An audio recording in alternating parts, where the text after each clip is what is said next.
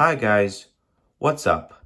That's right, I am finally back to doing regular videos. Um, no more 1 minute videos. But with that being said, I hope you guys enjoyed those two last 1 minute videos I did. Um, but anyway, so I'm back to doing regular full videos. And today I thought we would look at something a little different from what I normally look at.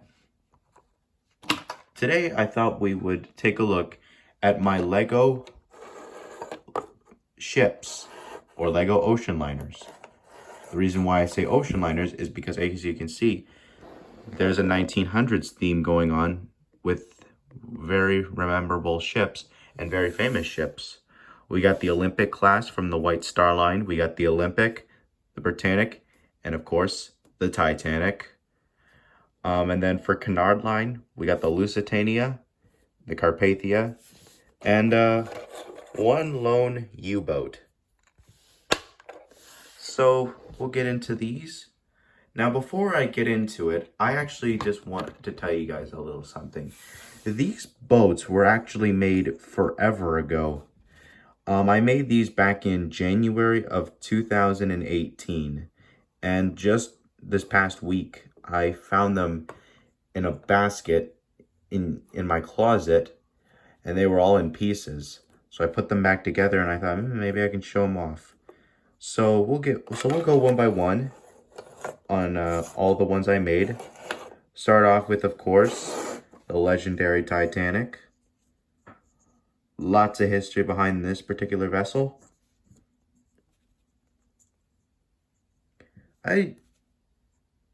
Now, there's nothing, I wouldn't say that these are, I'm pretty proud of them, but as you can tell, that they're very simple. I did, however, make it so it can break in half. So if you ever want to do a stop motion, you could do a little breakup of when the ship was sinking.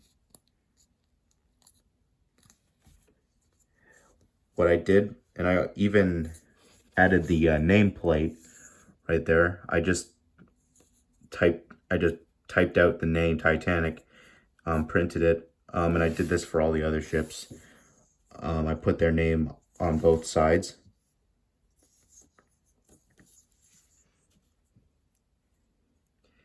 And for the masts, I actually did like some little Lego rods that I just held up with some poster putty, as I call it. I even added a little poster putty right here for the crow's nest. And I have this little ridged 1x2 here. And 3 ridged funnels right here, because if you're wondering why 3 of the funnels have ridges and the 4th one doesn't, well, these are actually the 3 functional funnels. The Titanic's 4th stack was a dummy that was added for looks. In fact, I think that the only smoke that came out of this one was just either kitchen smoke or smoke from the smoking room on the ship.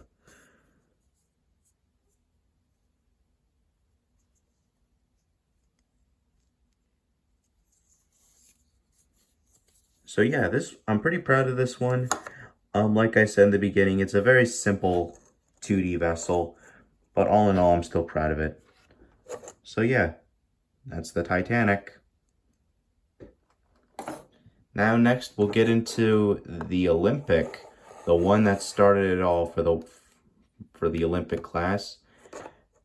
And this, out of all the 3 Olympic class vessels, this one stayed in service for the longest.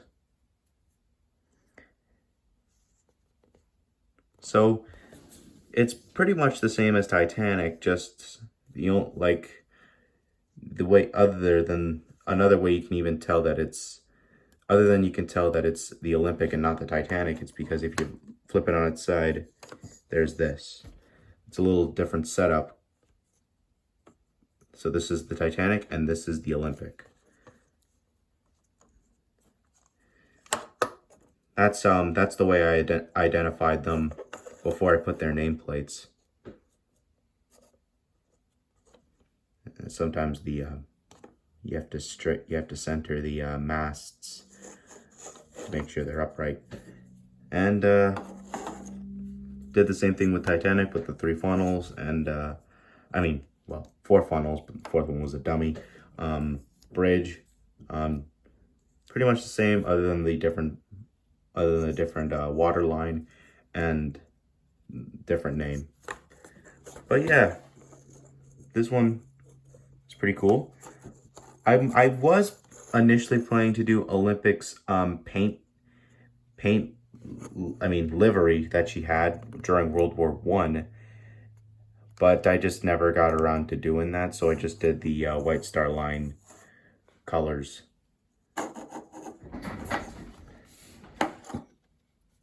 But yeah, so there's the Olympic. But now we'll get on to the third Olympic class vessel that I actually did a color to, which I did a World War One color to, was the Britannic. This one right here was sunk during World War One in November of 1916. And of course, we all know the story of the Titanic. It hit an iceberg and sank in the Atlantic Ocean. The Olympic stayed in service for the longest. It was scrapped in it was withdrawn from service in 1935 and was scrapped, and was scrapped. And then in 1937, she was completely sold for scrap. But the Britannic was sunk during World War One after hitting an underwater mine. So yeah, this one has some history behind it, and it's the other Olympic class liner to have suffered the same fate as the Titanic. So these two suffered the same fate.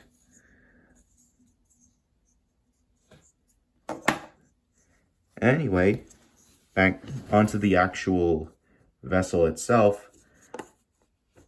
So with the Olympic, the Titanic, and the Lusitania, which we're about to see in a second, I all did like the 1x2s, but being that Britannic was commissioned by the British government to be turned into a hospital ship, this was her paint. She was originally painted like this, but then she had to be painted into a hospital ship. And the first 2 funnels, they're both 1x2s that are placed on top of another, but this one right here is one piece. And the 4th funnel, I couldn't find any more solid 1x2s, so I had to go with these ones with the holes in it.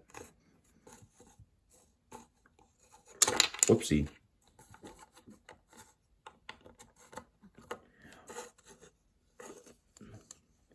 There's the name, Crow's Nest, and I took a little black marker and tried to make the bridge right there. And I also even put like little Lego latch hinges to make, because the Britannic had cranes on the side that would lower lifeboats in the event of an emergency.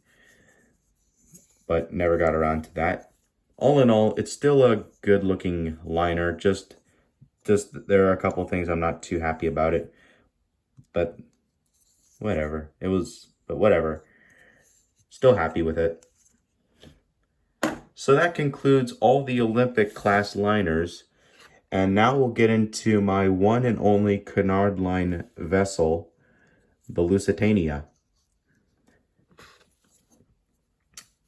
Now for the Lusitania, I loosely based it off of World War One.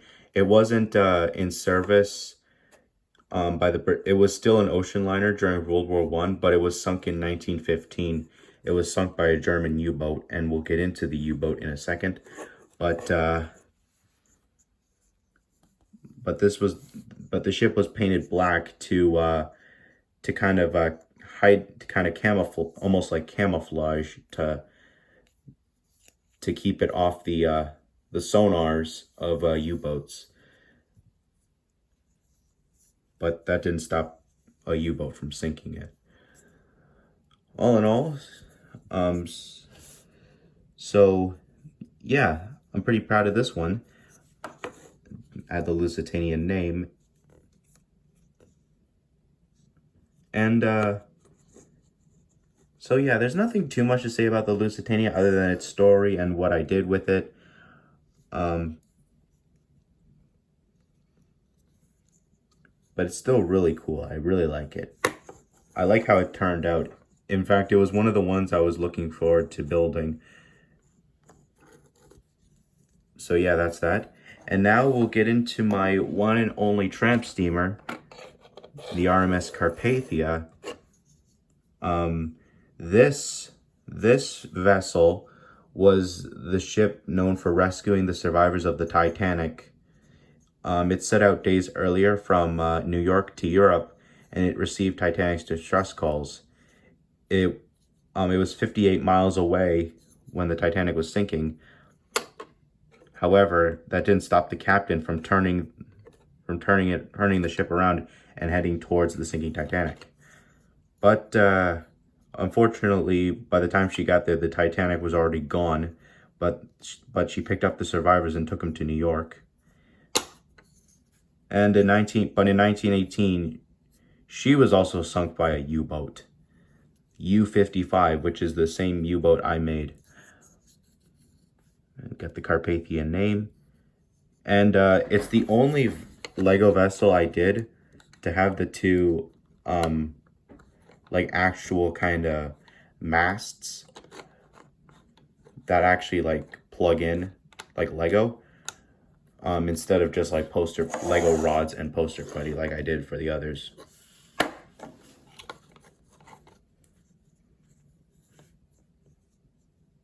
When I was actually showing this to my friends, they thought it was a tugboat at first, but I said, no, it's the Carpathia, the ship that rescued the Titanic survivors.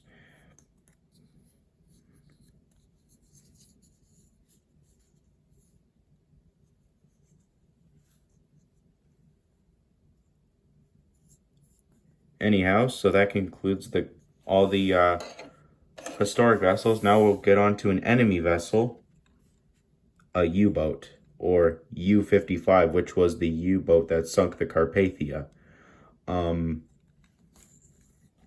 But to be honest with you, I'm not too proud of this one.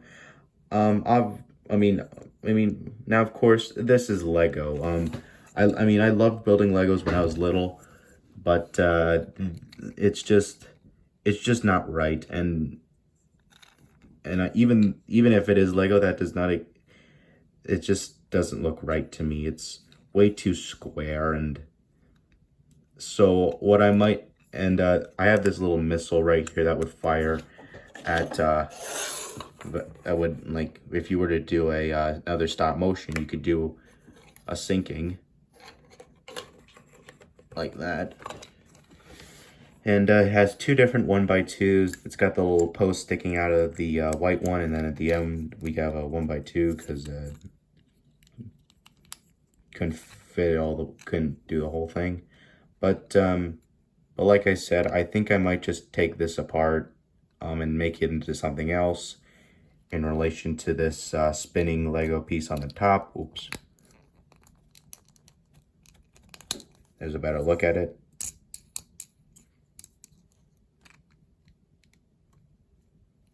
U-55 I put on there, and these little Lego studs that I just used to turn the cab of the vessel.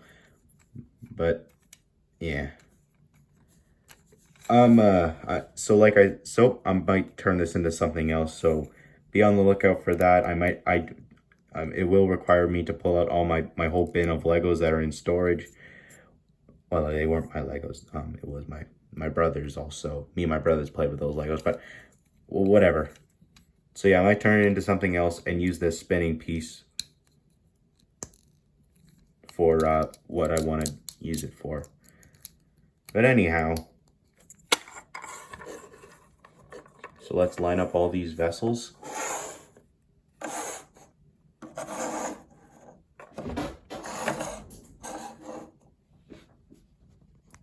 So, that was my review on my Lego ocean liners and historic vessels.